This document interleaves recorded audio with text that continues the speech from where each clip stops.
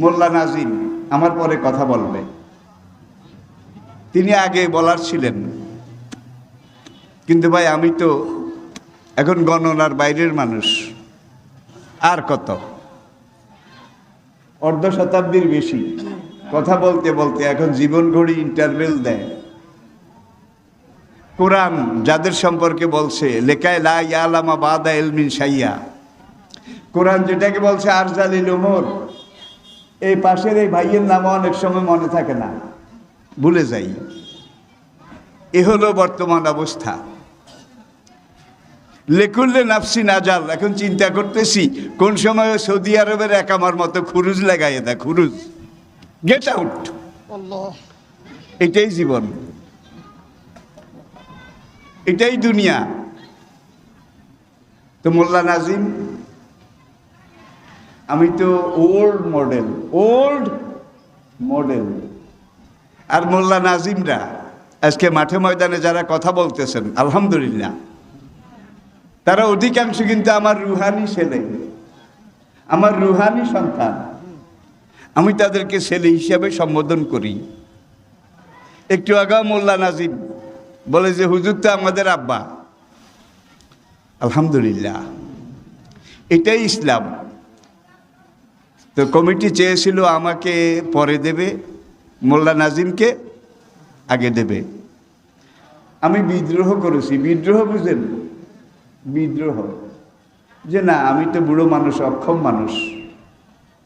আর মোল্লা নাজিম জাতীয় পর্যায়ে তার একটা গ্রহণযোগ্যতা আছে, একটা সুনাম আছে, শুধু জাতীয় পর্যায়ে নয়, আন্তর্জাতিক পর্যায়ে। আমার কথাগুলো ওল্ড মডেল, আর মোল্লা নাজিমদের কথাগুলো নিউ মডেল, বর্তমান সময়ের উপযোগী, সময়ের সাথে টালি করে, তুলনা করে তারা কথা বলেন। ওয়াজ তো অনেক রকমের আছে। এমন ওয়াজও আছে হুজুর 2 ঘন্টা ওয়াজ করেছে, 2 ঘন্টা ওয়াজে 2টা কোরআনে আয়াতও নাই, 2টা হাদিসও নাই। এমন ওয়াজ মাঠে আসে না? নাই, আছে, কিন্তু গলা আছে, তলা নাই। গলা আছে, তলা নাই। কোরআন যত আসবে, হাদিস যত আসবে, তত ওয়াজের মধ্যে বরকত হবে, রহমত হবে, কলবের মধ্যে এটা আসর করবে। ইন্না মিনাল বায়ানে লা সেহরা, হক কথা, সত্য কথা, কোরআনের কথা, এগুলোতে জাদুর মতো আসর করে। মেসমেরিজম, দিস ইজ মেসমেরিজম, এগুলো জাদু মন্ত্র। আল্লাহ পাক এই মাহফিলকে কবুল করুন।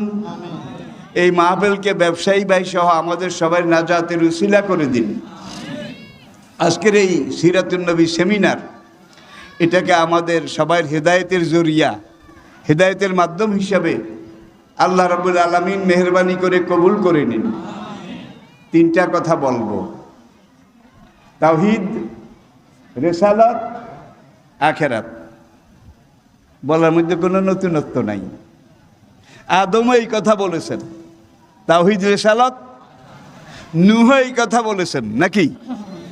সমস্ত আম্বিয়া কেরাম এই কথা বলেছেন। আমাদের নবী, আখেরি নবী, তিনিও এই কথা বলেছেন।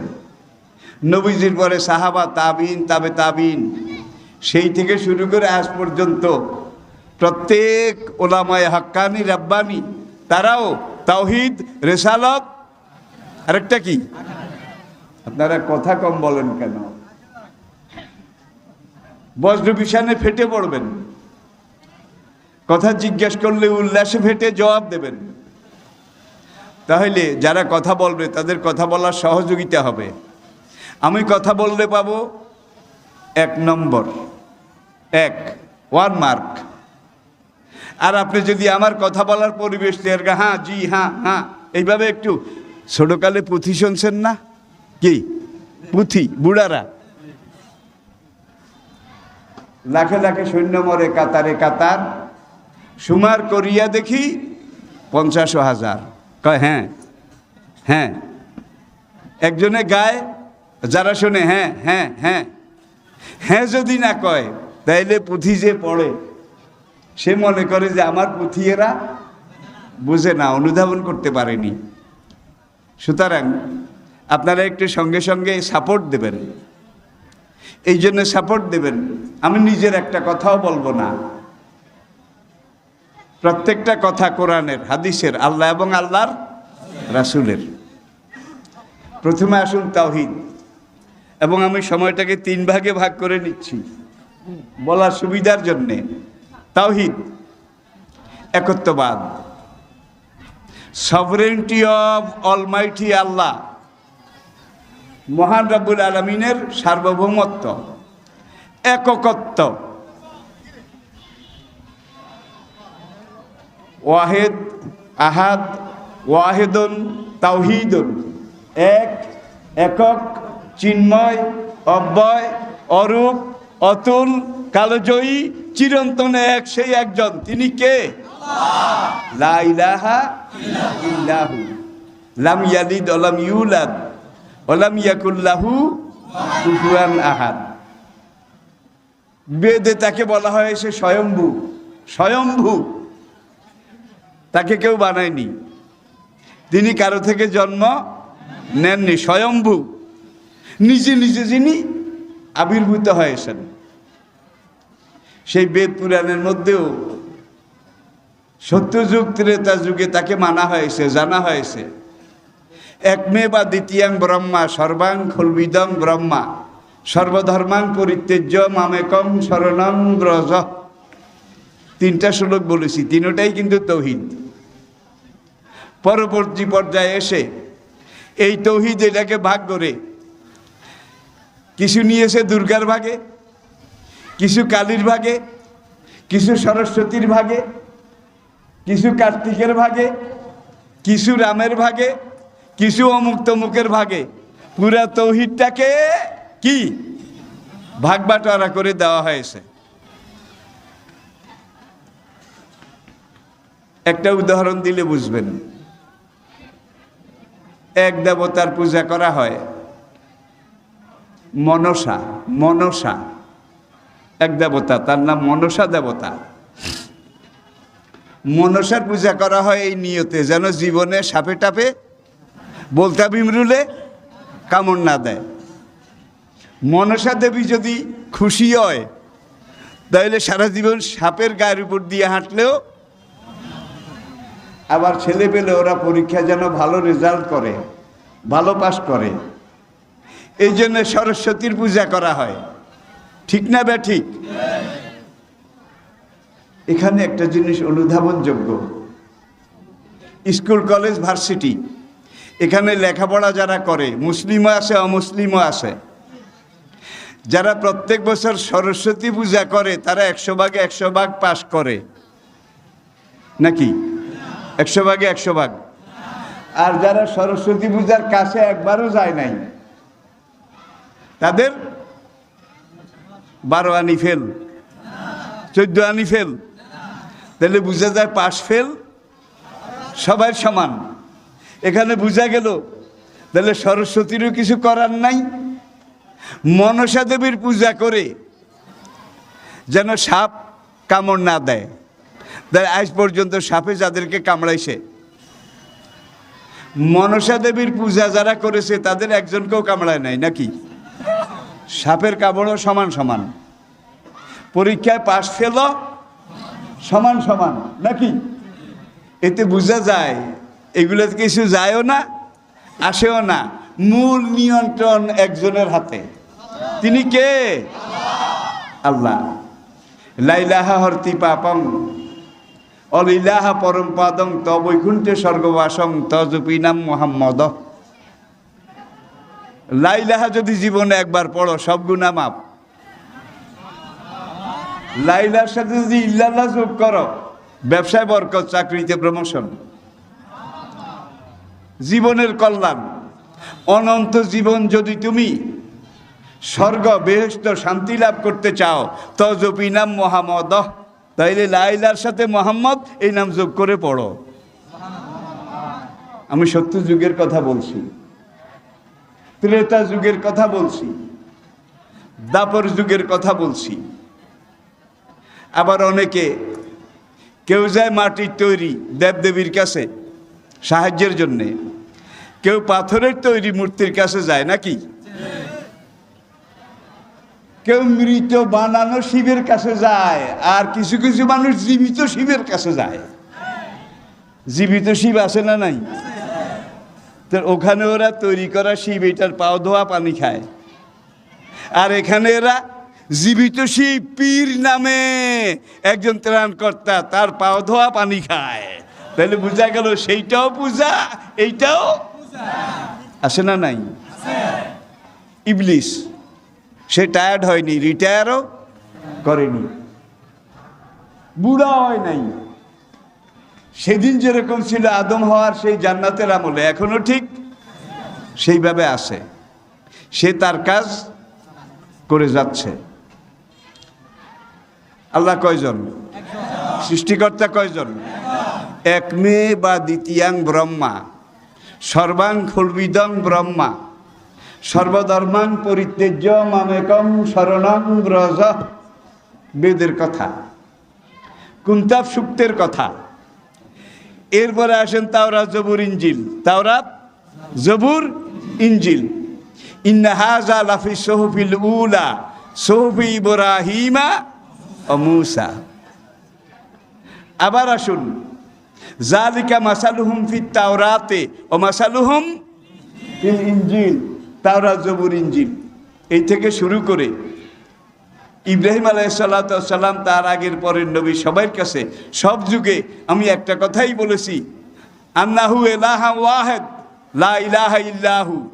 সেই আল্লাহ এক, চিন্ময়, অব্যয়, অরূপ, অতুল, কালজয়ী, চিরন্তন। তিনি একাই একক, একাই পরম, একাই চরম, একাই সব কিছু। আর সেই আল্লাহ পুরাণ হয় না। সে আল্লাহকে বাদ দিয়ে যেসব গয়রুল্লাহ, অখোদা, যেগুলোর পূজা পার্বণ করা হয়, এগুলার লাইফ গ্যারান্টি 1 বছর। 1 বছর পরে এগুলাকে পানিতে ফেলে দেয়া লাগে নাকি? এগুলা টায়ার্ড হয়ে গেছে, ইনভ্যালিড হয়ে গেছে। এখন আর ভক্তদেরকে সহযোগিতা করার, আমার আল্লাহ বুড়া হয়ে গেছে কি লাডিবাদ দিয়ে আনে হুয়া লাভবালো অল আখেরো অজাহেরো অল বাতেন অহুয়া আলা করলে। কোটি কোটি বছর আগে তিনি যেমন ছিলেন এখনো ঠিক তেমন আছেন। ফার্সি ভাষায় আল্লাহর ফার্সি তর্জমা খোদা। খোদা, খোদা কর না, খুদ যোগ আ, খুদ যোগ আ, নিজে নিজে যিনি আবির্ভূত। ওই যে স্বয়ম্ভু, একটু আগে বলেছে স্বয়ম্ভু, তাকে কেউ বানায় নাই, তিনি সবাইকে বানিয়েছেন, সৃষ্টি করেছেন। তিনি জীবন দান করেন, রিজিক দান করেন, মান সম্মান দান করেন, আবার অসম্মান বেইজ্জত করেন। তিনি সব কিছুর মালিক একজন। জোরে বলেন কয়জন? ভাই, বিলাতে একবার বার্মিংহাম শহরে একটা সেমিনারে তাওহীদের উপরে আমি বক্তব্য রেখেছিলাম। তাওহীদ, আল্লাহর একত্ববাদ। বক্তব্যের পরে সেই দেশের নিয়ম অনুযায়ী প্রশ্নোত্তর। একজন খ্রিস্টান সাংবাদিক আমাকে প্রশ্ন করলো, অনারেবল মাওলানা, আপনার কথাগুলো যুক্তিপূর্ণ, আপনার কথাগুলো শিক্ষাপ্রদ, কথাগুলো খুব দামি। আপনার কাছে আমার একটা প্রশ্ন, সৃষ্টিকর্তা কয়জন? কয়জন? আমি বললাম, মাই ডিয়ার জেন্টেলম্যান, কয়জন হইলে ভালো হয়? আপনারা তো 3 জন মানেন, যেহেতু আপনি একজন খ্রিস্টান পণ্ডিত। ইয়া ইয়া, হ্যাঁ, আমরা 3 জন মানি। ইহুদিরা মানে 2 জন। ওয়াকালাতিল ইয়াহুদ উযাইর ইবনুল্লাহ, আল্লাহ নিজে এক খোদা, আল্লাহর পুত্র উযাইর আরেক খোদা। তাইলে কেউ 2 খোদা, কেউ 3 খোদা, আবার কেউ যত নর তত নারায়ণ, যত কল্লা তত আল্লাহ, যত জীব তত শিব। আছে না নাই? যত জীব তত শিব। তাহলে পুকুরের বোয়াল মাছও শিব, পুঁটি মাছও শিব। এক শিবে আরেক শিবের বোধা খায় না। যত জীব তত শিব। জাইলা ধোড়া এইটাও শিব, বাউয়া ব্যাঙ্গ শিব। এক শিবে আরেক শিবেরে, এক শিব শক্তিশালী আরেক শিব দুর্বল। আসলে এগুলো কোনো কথার কথা, এগুলোকে যদি আপনি একটু যুক্তির নিরিখে টালি করেন তাইলে গ্রহণ করার মতো কিছু নাই। আমি সমালোচনা সুরে বলছি না, আমি অমুসলিম ভাইদের বিবেকের কাছে এই যুক্তিপূর্ণ প্রশ্নগুলো রাখছি। আর এই পর্যন্ত যত মুসলমান কনভার্টেড মুসলিম, বিশেষ করে উপমহাদেশে আমরা দেখেছি তারা অধিকাংশ কিন্তু ব্রাহ্মণ। কি ব্রাহ্মণ? ভগবান শিব শক্তি থেকে শুরু করে আজ পর্যন্ত এরা সব ব্রাহ্মণ। কারণ তারা গীতা পড়ে, বেদ পড়ে। কুন্তাব সূক্তের মধ্যে 120টা শ্লোক আছে। কয়টা? 120টা। 120টা শ্লোকের মধ্যে 80টা শ্লোকে আল্লাহ, আল্লাহ রাসূল এবং আখিরাতের কথা বলা আছে। তাইলে তাদের কিতাবে কয় কি আর তারা করে। তো ভদ্রলোক আমাকে বলল যে আসলে স্রষ্টা কয়জন? সে বলে 3 জন। আল্লাহ নিজে এক খোদা, আল্লাহর বউ বিবি মরিয়ম আর এক খোদা নি। আল্লাহ আর আল্লাহর বউ বিবি মরিয়ম এই 2 জনের মিলনে যে ছেলে জন্মগ্রহণ করেছে এই ছেলে হইল খোদাই পুত্র। God the Father, God the Mother, God the Holy Ghost, এই 3 জনে মিলে জগৎ চালায়। প্রিয় ভাইয়েরা, একটু বুঝার চেষ্টা করি, আমরা একটু বুঝার চেষ্টা করি, সামনে এগিয়ে যাই। আসুন, এখন ভদ্রলোককে আমি বললাম সৃষ্টিকর্তা কয়জন হইলে ভালো হয়? হুজুর আপনি তো একজনের কথা বলেছেন। This is perfect, this is a plain truth. এটাই নিরেট সত্য, একমাত্র সত্য। সৃষ্টিকর্তা কয়জন? জোরে বলেন।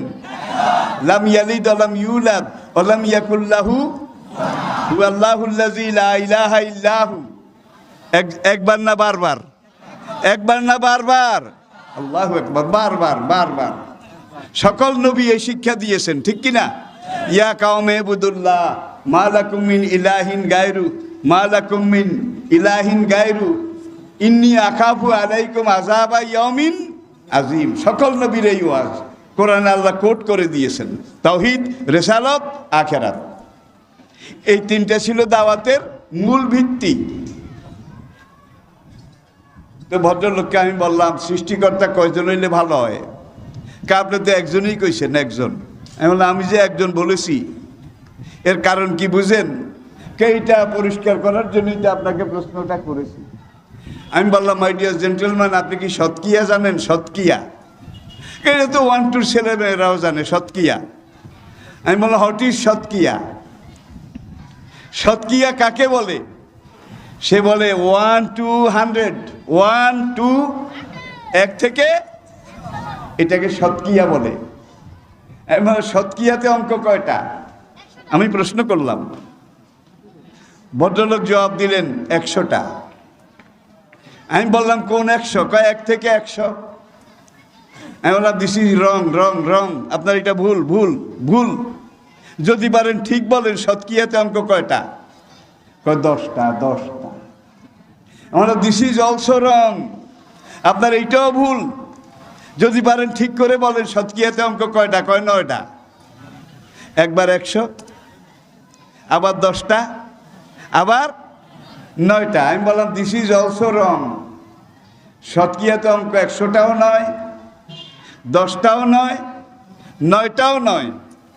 আপনি যেইটাই বলেন সেইটাই তো ভুল হচ্ছে, ঠিক করে বলেন। আমি এর চাইতে ঠিক কি আই ডোন্ট নো, আমি জানি না।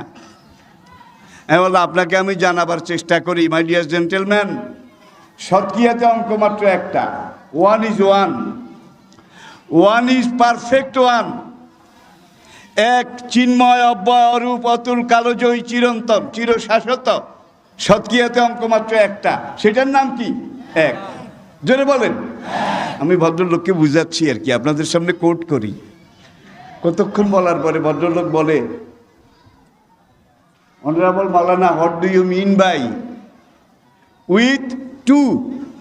দুই বলতে আপনি কি বুঝেন?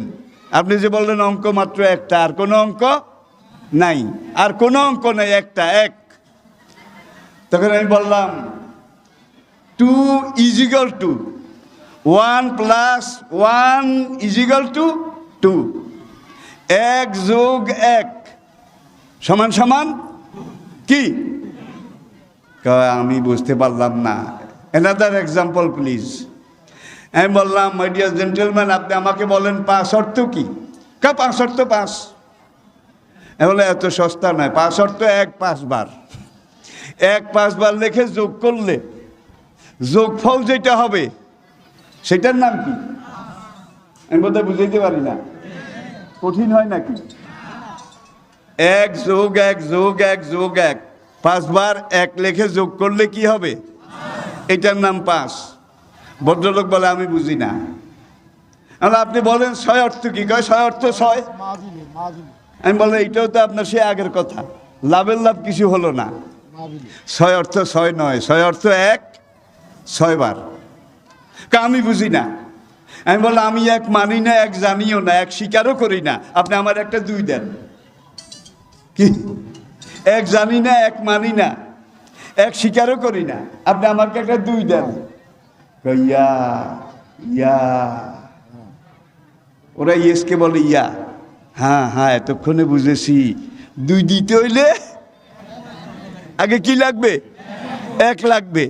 যার জীবনে 1 নাই সে 2 পাবে কোথায় বলেন? 1 আগে মানতে হবে, জানতে হবে। 1 2 বার লিখলে কি হবে? 2 হবে। আমি বুঝি না।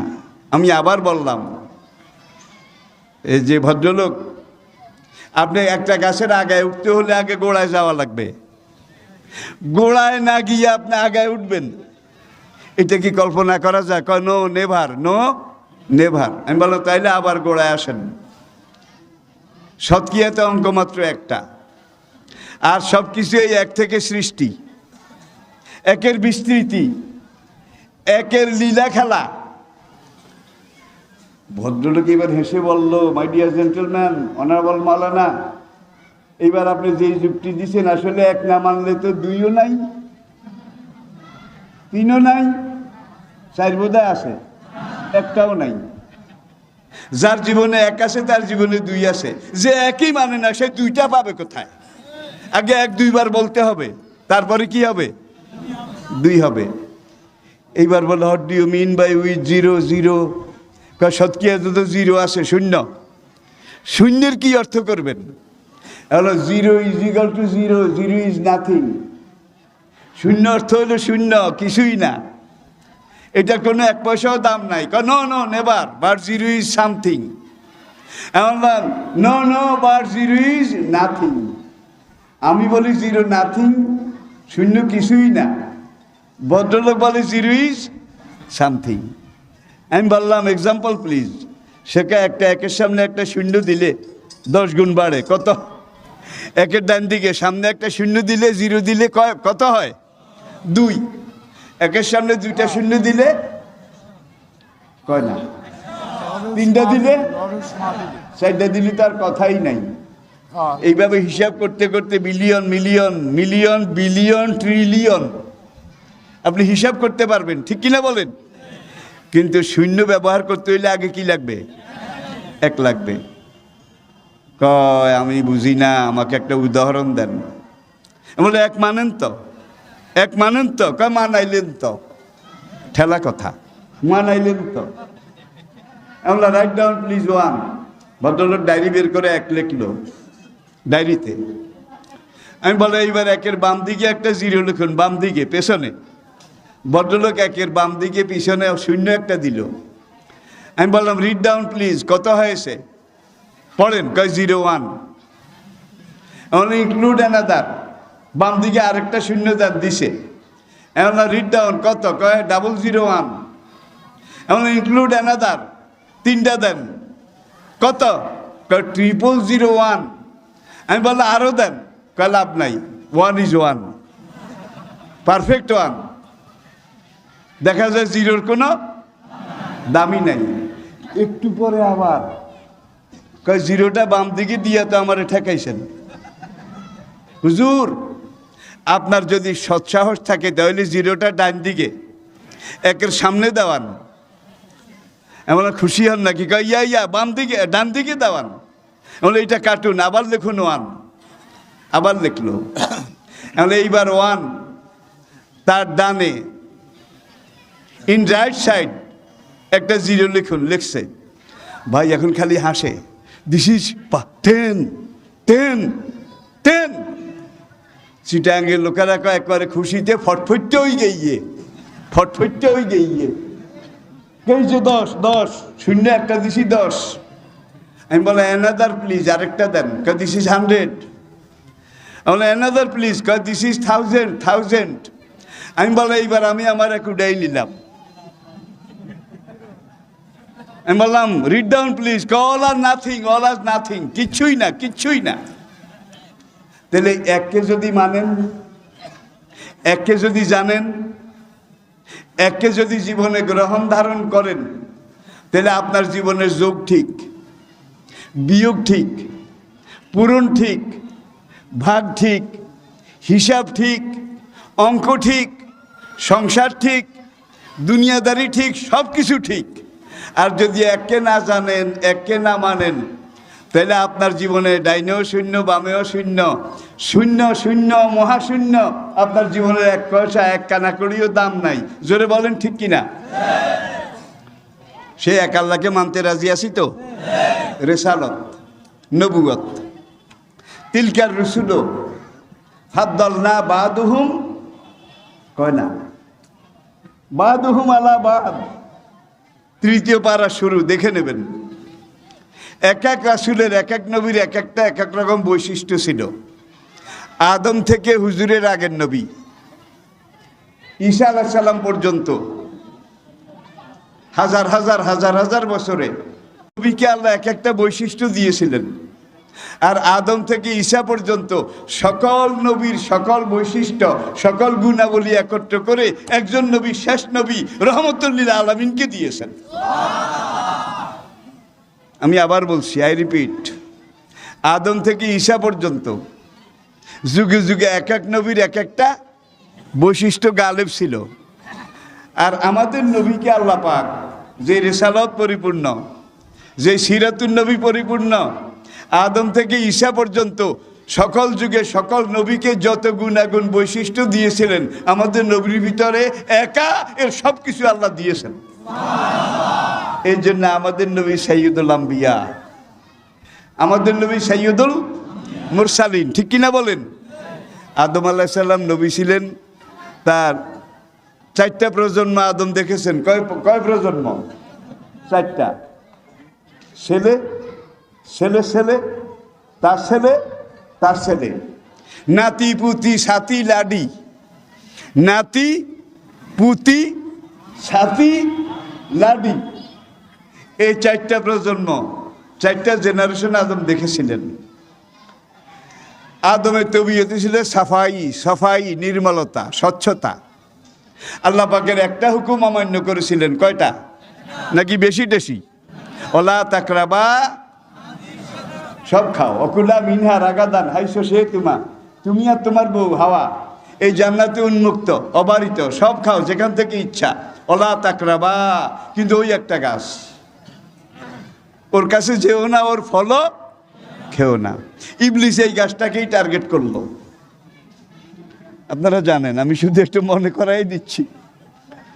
এখন ইবলিস প্রথম আদমের কাছে গেল, কামতে কামতে একবারে 1000 দানার তসবি,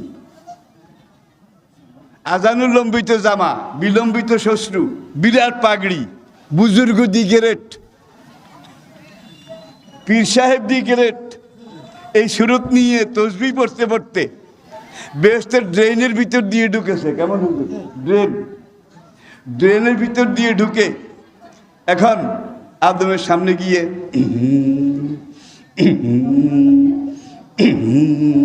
আসে না নাই? এখন এইভাবে আদমকে প্রতারিত এবং প্ররোচিত করে, আর চোখ দিয়ে টপ টপ করে পানি পড়ে। বুড়া মানুষ, একের খুনখুনে বুড়া, এই শুরুতে গেছে। আদম কয় মা বালুকা ইয়া শাইখি, হুজুর আপনাকে তো চিনতে পারলাম না, আপনার পরিচয় কি?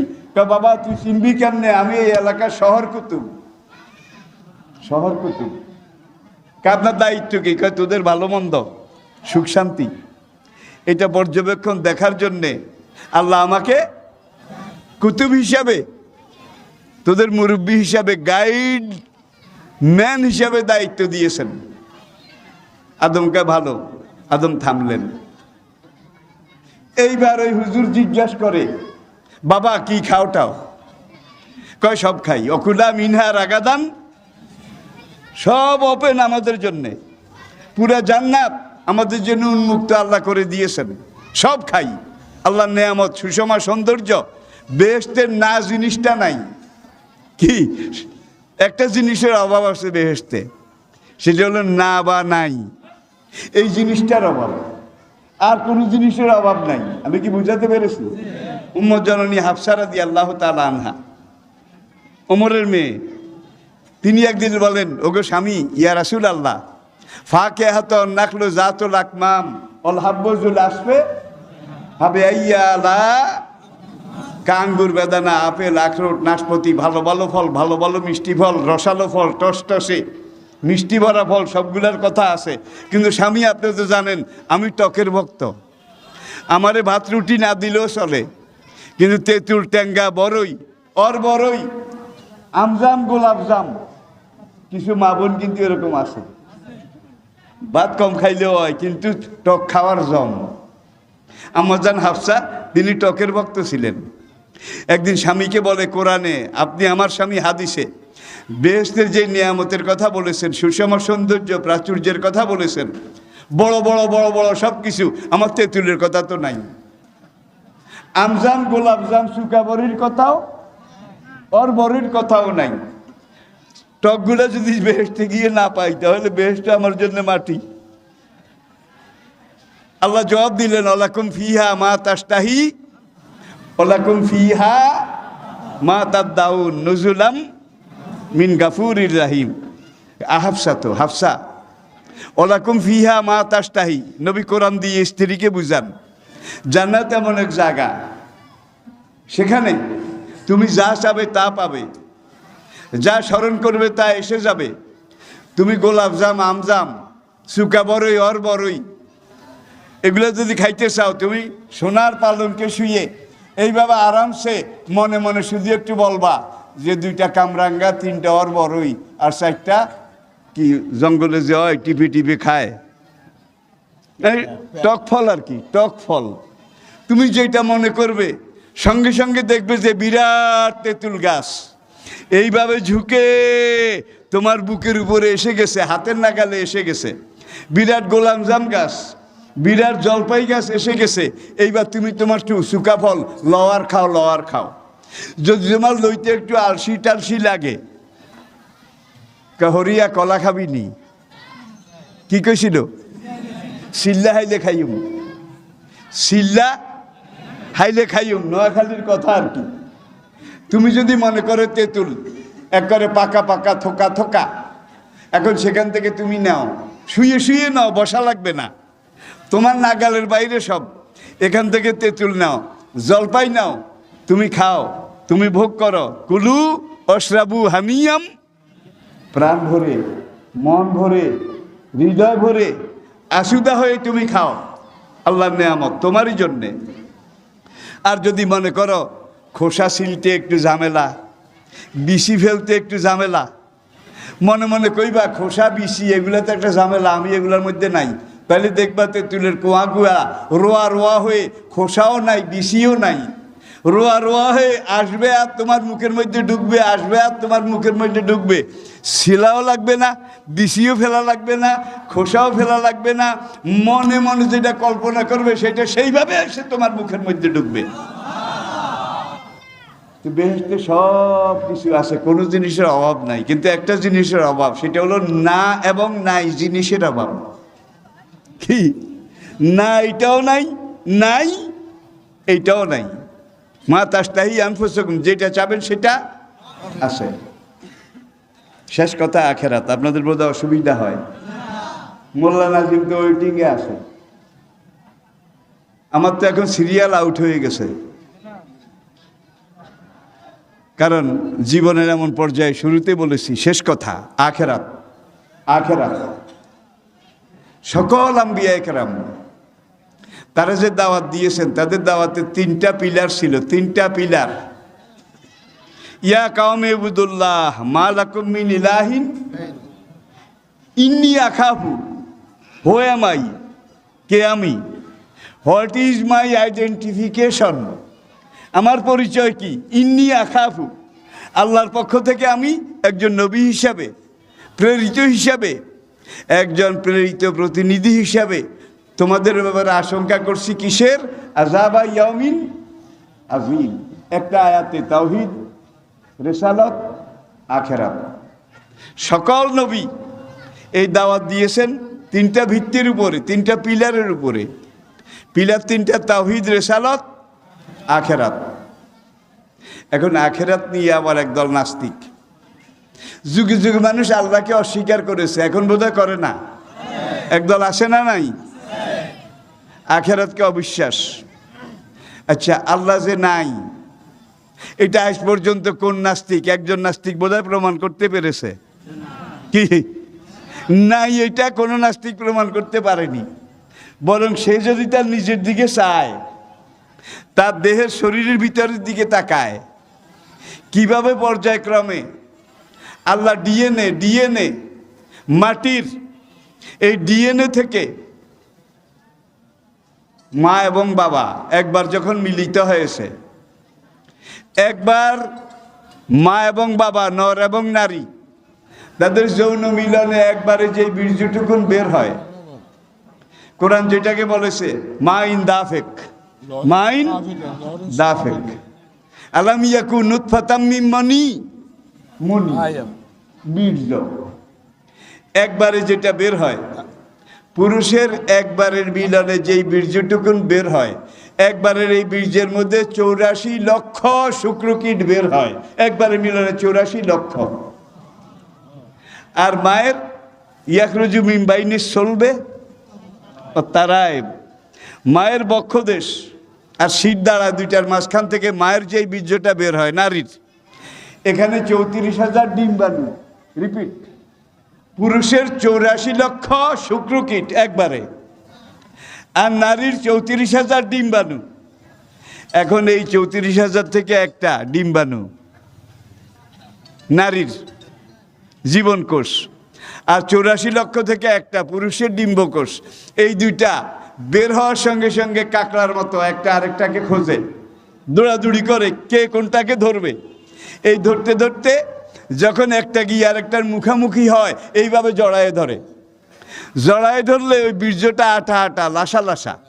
আল্লাহ পাক ওই জড়ানো অবস্থায় রেখে এটাকে ওই আটা গাম এটার প্যাকেটের মধ্যে একটা বড়ির মতো করে মায়ের জরায়ুর ভিতরে ঢুকাইয়ে দেন।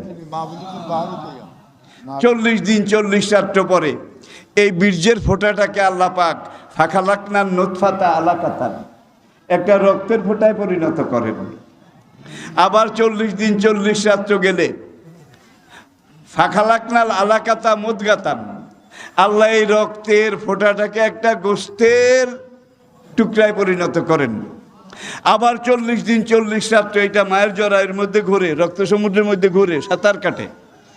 আবার 40 দিন 40 রাত্র যাওয়ার পরে ফাকাসাউনা ফিহা এজামান, আমি আল্লাহ ওই গোশতের টুকরাটাকে এইভাবে টেনে টুনে চ্যাপটা লম্বা এইভাবে বিভিন্ন সাইজ করে ভিতরে হাড্ডি ঢুকাইয়া দেই। আবার 40 দিন 40 রাত্রে যাওয়ার পরে ফানাফাক্তু ফীকা মির রূহি, আমি আল্লাহ তোমার দেহের ভিতরে আদম আরওয়াহ থেকে রূহটা পাঠাই দেই। এই রূহকে আজকের বিজ্ঞানী, চিকিৎসা বিজ্ঞানী তারা বলছে ফিটার, জীবনের স্পন্দন। রূহটা যতক্ষণ আছে আপনার জীবন আছে, ঠিক কি না? রূহটা যখন আলাদা হয়ে যায় আপনার জীবন শেষ, আপনার শরীর তখন পচতে থাকবে। আর এই রূহ শরীরটাকে পচতে দেয় না। রূহ আর শরীর এই দুইটার মিলনে একটা মানুষ, একটা দেহ। রূহের কোনো মৃত্যু নাই, ধ্বংস নাই। দেহটার মৃত্যু আছে, ধ্বংস আছে, পচে যাওয়া আছে, মাটিতে মিশে যাওয়া আছে, ঠিক কিনা বলেন? রুহ যখন দেহকে ছেড়ে চলে যায় তখন এই দেহের মধ্যে পচন ক্রিয়া, দুর্গন্ধ শুরু হয়, যার জন্য তাড়াতাড়ি কি করা লাগে? ফাতাবারাকাল্লাহু আহসানুল খালিকিন। ভাই তাহলে আমাদের সামনে পরকাল আছে কি না? যখন মরে যাব আমাদেরকে দাফন করা হবে, কবর। আল কবর আউয়ালু মানজিলিন মিন মানাজিলিল আখিরাহ। আখিরাত পরকাল, দুনিয়া জীবন 60 বছর, আর কবরে যাওয়ার পরে যেই জীবন আসতেছে সেটা 60 বছর, 60,000, 60 লাখ, 60 কোটি, 60,000 কোটি, 60 বিলিয়ন কোটি, 60 ট্রিলিয়ন কোটি, কোনো শেষ নাই। সেই পরকালের জীবনের শুরু আছে, শেষ নাই। তাহলে এই 60 বছরের জীবনে আপনাকে কামাই করতে হবে, রোজগার করতে হবে, বেঁচে থাকার জন্যও করা লাগবে হালাল পন্থায়, ঠিক কিনা বলেন? এই 50, 60, 70 বছরের জীবনে আপনাকে পরকাল এটাকেও কামাই করতে হবে, রোজগার করতে হবে। আর এই পরকাল এটার সাথে সম্পর্ক রেখে আপনি যদি জীবন পরিচালনা করেন, আয় রোজগার করেন, চাকরি বাড়ি করেন, ব্যবসা বাণিজ্য করেন, তাইলে এই ব্যবসা বাণিজ্য, আয় রোজগার, এটার মধ্যে দুইটা পন্থা আছে, একটা জায়েজ আর একটা। তাহলে আমরা কোনটাকে গ্রহণ করব?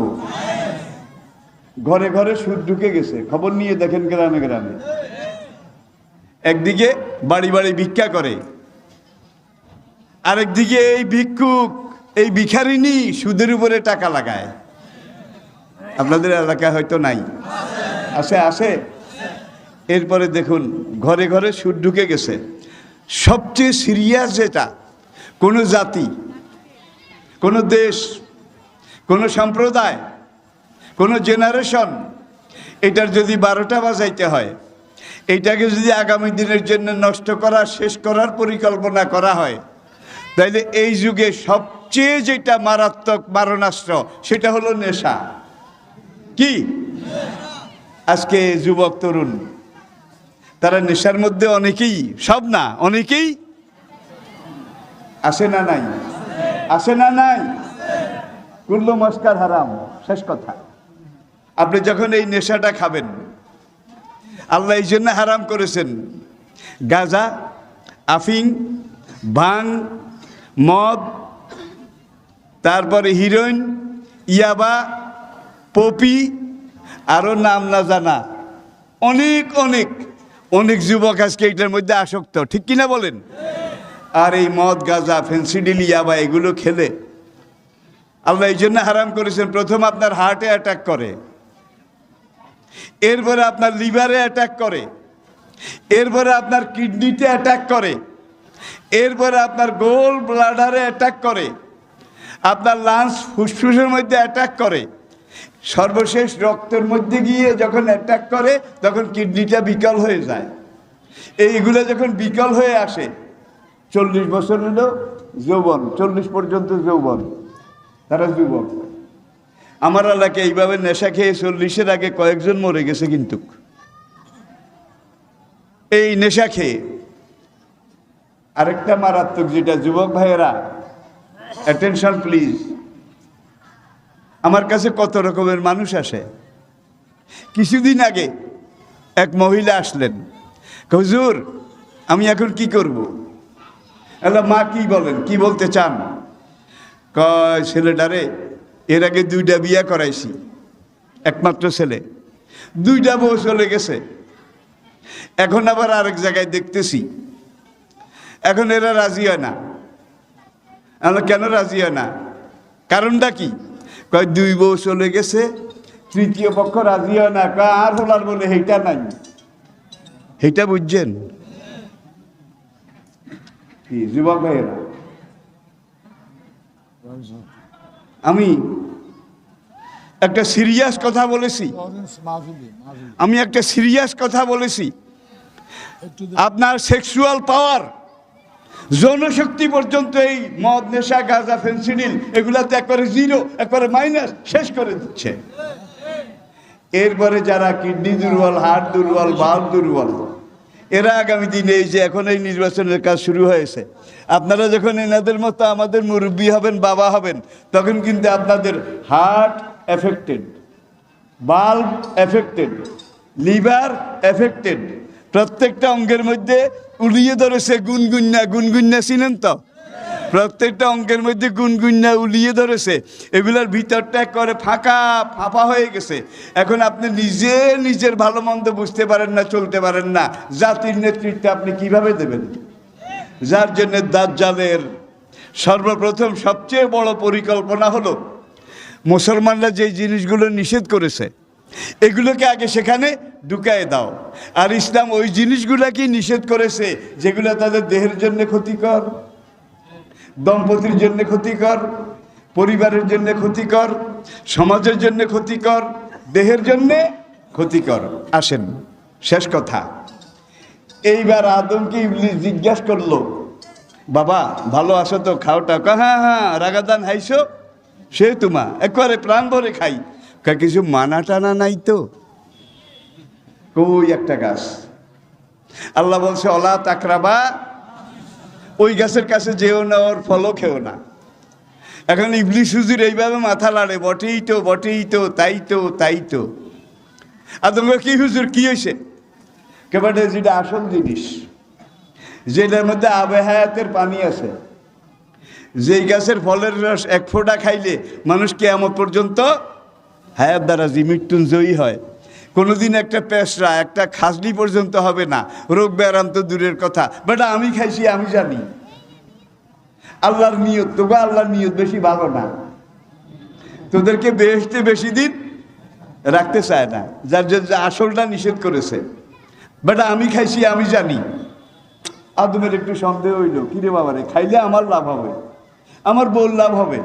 দেখা যায় আমাদের চেয়ে তার গরজ বেশি। বাংলা একটা প্রবাদ আছে, গরজ বড় বালাই। লা ফাতাহাল্লা আদম এইভাবে এসেছে, লা হাওলা ওয়ালা কুওয়াতা ইল্লা বিল্লাহ। এটা যখন পড়া শুরু করেছে পিসাব দিছে দৌড় ওই ড্রেনের দিকে বাইর হয়। আদমকা মা বালু কাইয়া সাইকে, হুজুর হুজুর জান কে? কয় বেটা আমার উজু ছুটে গেছে, আমি উজুটাকে আবার রিকনস্ট্রাকশন দৌড়াই পুনর্নির্মাণ করে আসি। বাইরে চিন্তা করে আদম যদিও একা কিন্তু সুপুরুষ, আদমের সিদ্ধান্তে অটল, অনড়, অবিচল। আরো আমাকে লাহাওলার যে ক্ষেপণাস্ত্র, মারণাস্ত্র, অল্পের জন্য বেঁচে গেছি। দেখা যায় আদমের কাছে গিয়ে কাম উদ্ধার করা যাবে না। লেডিস চ্যানেলে একটু কাজ করে দেখি, লেডিস চ্যানেল বুঝেন? ঢাকা সচিবালয়ে যান, পাসপোর্ট অফিসে যান, এই বড় বড় গুরুত্বপূর্ণ অফিসগুলোতে যান, দেখবেন যে লেডিস প্রিপারেশন। একদল অনিন্দু সুন্দরী তরুণী তম্বি, তারা সেজে গুজে, এখানে আবার একটা ব্যাগ ফুটানে কাথলিয়া, এটা লাগিয়ে তদবির পার্টি, তদবির। সচিব সাহেবের কাছে গিয়ে কি ইনিয়ে বিনিয়ে হাসছে লাসছে, আর সুন্দর চেহারা, হাসি মুখ, এটাকে সচিবের তো পুরুষত্ব এখানে অর্ধেক খাইতেছে। কি সুন্দর কথা কয়, কি শুদ্ধ, কি পরিশুদ্ধ সচিব, কিন্তু এই ভিতরে ভিতরে গলা শুরু হয়ে গেছে। এইবার এই দুই চার কথা বলার পরে ফাইলে দস্তখত, আসল কাম হইল। এটার নাম লেডিস প্রিপারেশন। পুরুষ দিয়ে না পারলে মহিলা দিয়ে। এটা ইবলিশও করেছে, এই যুগে বোধহয় নাই, জোরে কন। ডিসি স্যারকে দিয়ে ফাইলে দস্তখত করা যায় না, 3 বার গিয়ে ফিরে আসছেন। নটা একটা শিখাইয়া দিছে, এইভাবে পারবি না। স্যার কিন্তু খুব নীতিনৈতিবান মানুষ, স্যার কিন্তু অনৈতিক, একটা কাজও করে না। তুই একটু স্যারের বউর লগে কথা কও, স্যারের বউরে যদি রাজি করতে পারস, স্যার যত তাল গাছ, যত বিরাট গাছ হোক, বউ যদি একবার স্যারেরে কয়, কিল্লা ফতে আসে না নাই? যেরকম আসে না নাই? এটাকে বলা হয় লেডিস প্রিপারেশন। এখন ইবলিস, হাওয়া ছিলেন আরেক জায়গায়, এখন কাঁদতে কাঁদতে জিকির করতে করতে মা হাওয়ার কাছে গেছে। এখন ইবলিসের চোখ দিয়ে পানি পড়তে পড়তে দাড়ি ভিজে গেছে। ইবলিস হুজুরের কান্দা দেখে মা হাওয়াও কাঁদে।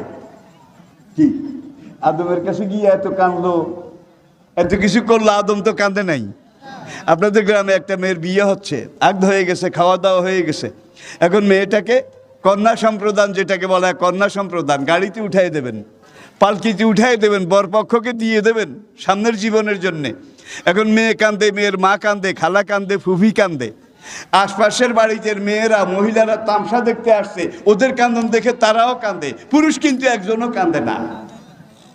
ঠিক না বেশি? এনসাইক্লোপিডিয়া ব্রিটানিকা লিখেছে একজন পুরুষ 1 ঘন্টা নিঃশ্বাস প্রশ্বাসে যেই পরিমাণ অক্সিজেন ব্যবহার করে, একজন নারী গড়ে ব্যবহার করে তার অর্ধেক। ইসলামের ফৌজদারি আইনে একজন পুরুষের সাক্ষীর সমান কি 2 জন নারী।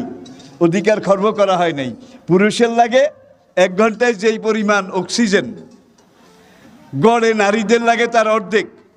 যার জন্য আজকে চিকিৎসা বিজ্ঞান স্বীকার করেছে পুরুষের ইঞ্জিন 10 ঘোড়া আর নারীর ইঞ্জিন 5 ঘোড়া। কি কারণ তেল অক্টেন অর্ধেক লাগে। প্রিয় ভাইয়েরা, এখন ওই কয় মা কি খাস, কেমন আছে, খুব খুব ভালো খুব ভালো খুব ভালো। মানা টানা নাই তো, কয় এই তো। এইবার ইবলিশ আরো কান্দে, কয় তো করে খাইছে। হুজুর আপনি এত কান্দেন কেন? কয় তোদের অবস্থা জেনে আবার কান্না আসে। গোপাল ভাঁড়ের কিচ্ছা যারা শুনছেন, নবদ্বীপের রাস্তা দিয়ে গোপাল যায়, ল্যাংটা নেংটি একটা পড়েছে, নিতম্ব দোনোটা বাইরে, পিতা মরে গেছে। এখন নবদ্বীপের এক ব্রাহ্মণ গোপাল রে কয়, বাবা গোপাল রে, তোর অবস্থা দেখে আমার কান্না আসে। গোপালও তো কম না, সে বলে বটেই তো বটেই তো, তাই তো তাই তো ঠাকুর মশাই, মুখুজ্জে মশাই, আমার বাবা মরার আগে সবসময় আমাকে বলতেন আমি মরে গেলে তোর দুঃখে শিয়াল কুত্তাও কাঁদবে। কোনখানে লাগাইছে খেয়াল করছেন? এখন আদম আর হাওয়ার দুঃখে ইবলিশ কান্দে শিয়াল কুত্তার মতো। এখন কয় মা এই এই চিরদিন বাঁচবি, চিরযৌবনা হবি, এই হবি সেই হবি। কয় এত ভালো জিনিস, তাইলে আমরা কি করবো? কয় দরকার। কয় না, আমার তো বিয়ে হয়েছে। আল্লাহর আইন হলে বিয়ে হলে স্বামীর অনুমতি ছাড়া যাওয়া যাবে না, খাওয়া যাবে না, কিছু করাও যাবে না। একটা মশলা শিখে নিলেন কিন্তু। কয় তোর স্বামীরে তো আমি কইছি পাত্তা দেয় না, মা তুই একটু আমার লগে আয়, আমার হয়ে তুই একটু তোর স্বামীরে ক। এবার হাওয়ারে লইয়া গেছে কার কাছে? আদম যেখানে তাশরিফ রেখেছেন সেখানে গিয়ে এখন হুজুরও কাঁদে, হুজুরের কাঁদা দেখে হাওয়াও কাঁদে, আদম কিন্তু কাঁদে না। এখন রাগে অনুরাগে হাওয়া বলে, আসলে তোমরা পুরুষ জাতি বড় কঠিন, বড় নিষ্ঠুর, এত বড় হুজুর আমাদের দুঃখে এত কাঁদা কাঁদে আর তোমার মনটা গলে না। অনেকবার এইভাবে বলার পরে এখন হাওয়ার কান্দন দেখে কিন্তু আদমের পুরুষত্ব এটার মধ্যে আস্তে আস্তে ধস নেমেছে। হাওয়া তুই কান্না থামা, খাবো না না খাবো আমি পরে চিন্তা, না আমার কান্দা থামে না, হুজুরের কান্দা দেখে আমার কলিজা ফেটে যায়। এই যুগে এরকম হুজুরের মুরিদ বিশ্বাসী আসে না নাই? জোরে কন, আসে না নাই? জোরে কন, জোরে কন।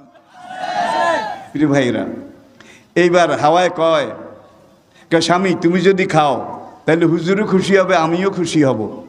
আর হাওয়ার চোখের পানি, এটা কিন্তু আদম সহ্য করতে পারলেন না। একটা হলো মুস্কি হাসি আর একটা হলো চোখের পানি। এই দুইটা নারীর সবচেয়ে বড় অস্ত্র। যুবক ভাইয়েরা ভালো করে শুনে নাও, কেবল হাঁটে হাঁটে এখানে হাঁটতে হাঁটতে প্রেম করিও না, জন্মের ঠকা ঠকবা, সারা জীবনের জন্য কানবা, পস্তাবা। তোমার বাবা মা অভিভাবক, তাদের অভিজ্ঞতা তোমার চেয়ে অনেক পরিপক্ক, তাদের উপরে রেফার করবে, নিজেরা চয়েস করিও না। আর বোধহয় সামনে যাওয়ার দরকার নাই। এই তারপরে এখন হাওয়ার কান্দন দেখে আদমের পুরুষত্ব এটা টলে গেল, কাত হয়ে গেল। কয় যদি খাই, হুজুরে কান্দে কান্দুক, তোর কান্দা আমি সহ্য করতে পারি না। এখন যদি খাই তুই কানবি না? তো না, একটুও কানবো না। না কান্দার জন্যই তো তোমারে এইবার আদমও খাইছে, হাওয়ারেও খাওয়াইছে। কি ফাযাল্লাহুমা শাইতানু ফাখরাজাহুমা মিম্মা কানা ফিহি। আল্লাহ পাক আমাদেরকে বুঝার তৌফিক দান করুন।